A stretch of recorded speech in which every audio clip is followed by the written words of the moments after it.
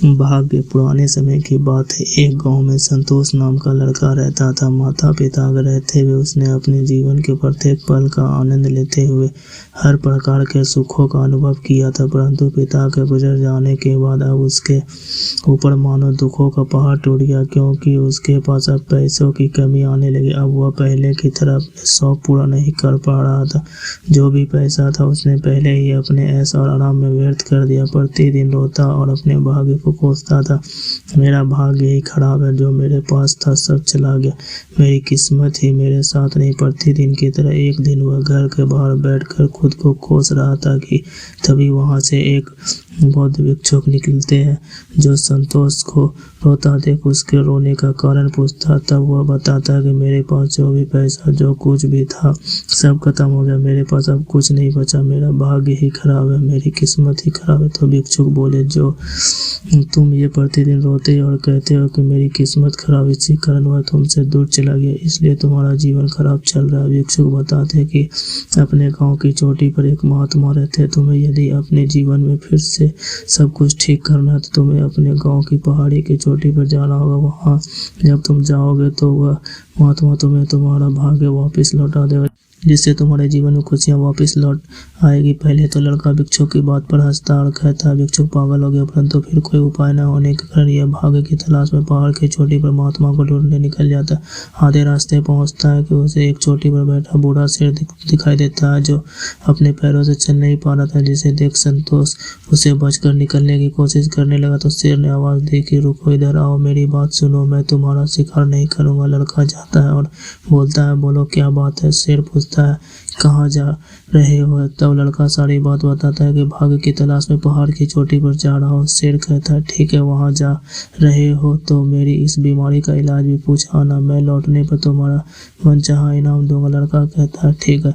लड़का आगे चलता है कि उसे रास्ते में एक बगीचा मिलता है, जहाँ वह फल खाने के लिए रुकता है, परंतु जैसे ही वह फल को खाता है तो उसका सारा मुंह कड़वा हो जाता है, क्योंकि उस बगीचे के सारे फल कड़वे थे। तब वहाँ उस बगीचे का माली आता है और उससे पूछता है, तुम कौन हो और कहाँ जा रहे हो। लड़का मालिक को भी सारी बात बताता है। तब मालिक कहता है, यदि आप महात्मा से मिलने जा रहे हो तो मेरी भी इस समस्या का समाधान पूछ लाना कि आखिर मेरे बगीचे के सारे फल मीठे कैसे होंगे। लड़का कहता है, ठीक है, और आगे निकल जाता है।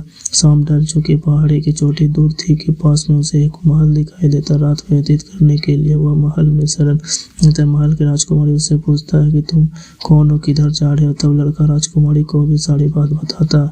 तो राजकुमारी भी अपना एक प्रश्न उस लड़के के समक्ष रख देता है कि जब तुम भाग्य की तलाश में जा रहे हो तो मेरी भी एक प्रश्न महात्मा से पूछ लेना कि मेरे पास इतना बड़ा महल है, पैसे, सब कुछ है, लेकिन मेरी जिंदगी में खुशी नहीं है। मैं उदास रहता हूँ, मेरी खुशियाँ कब वापस आएगी।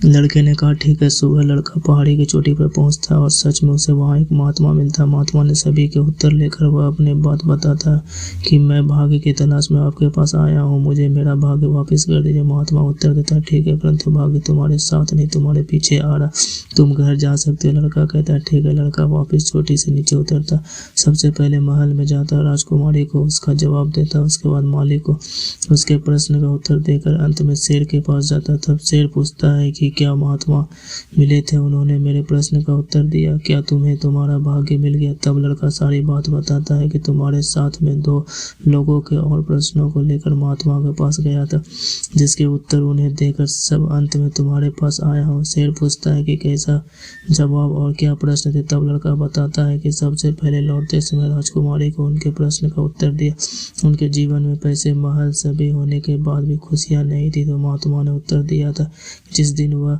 अपने पसंद के लड़के से शादी कर लेंगे तो उनकी समस्या का समाधान हो जाएगा। और अजीब बात यह थी कि उन्होंने मेरे समक्ष अपनी शादी का प्रस्ताव रख दिया था। तो शेर पूछता है, तो इस उत्तर के बदले उन्होंने तुम कुछ उपहार दिया। तो लड़के ने कहा, हाँ। राजकुमारी ने कहा, तुम मुझसे शादी कर लो, इसके बाद ये सारा सोना हीरा महल तुम्हारे हो जाएंगे। तब तब शेर ने फिर पूछा, अच्छा फिर तुमने क्या किया? लड़के ने कहा, अरे करना क्या था, मैं सब कुछ छोड़कर आ गया, मेरा भाग्य मेरे पीछे आ रहा है, मुझे क्या जरूरत। शेर कहता, अच्छा फिर कौन मिला और क्या था? उसके प्रश्न का उत्तर तो लड़का बताता, फिर बगीचे का माली मिला, उसके बगीचे में कड़वे फल आते थे। जिसके प्रश्न का उत्तर था, उसके बगीचे के पास जो झरना उसमें सोना, यदि किसी दूसरे झरने से बगीचे की सिंचाई की जाए तो उस बगीचे में मीठे फल आने लगेंगे, या फिर झरने से सारा सोना निकाल दिया जाए और फिर झरने से सिंचाई की जाए तो बगीचे के सारे फल मीठे हो जाएंगे। जैसे मैंने उस माली को यह बात बताई तो उसने मुझे सारा सोना ले जाने को कहा कि मैं अभी सोना निकाल देता हूँ, तुम सोना ले जाना, मेरे बगीचे में मीठे फल आने लगे।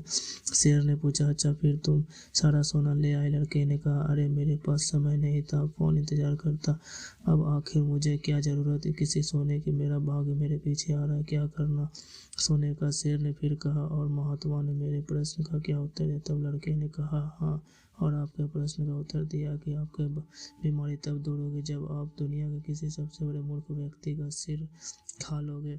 लड़के ने जैसे यह कहा तो शेर ने और ने तो देखा, एक झटके में लड़के का सिर अपने मुंह में ले लिया और बोला, बेटा तुझसे बड़ा मूर्ख कोई नहीं। दोस्तों, कहानी पसंद आए तो लाइक, शेयर, सब्सक्राइब और कमेंट जरूर करें।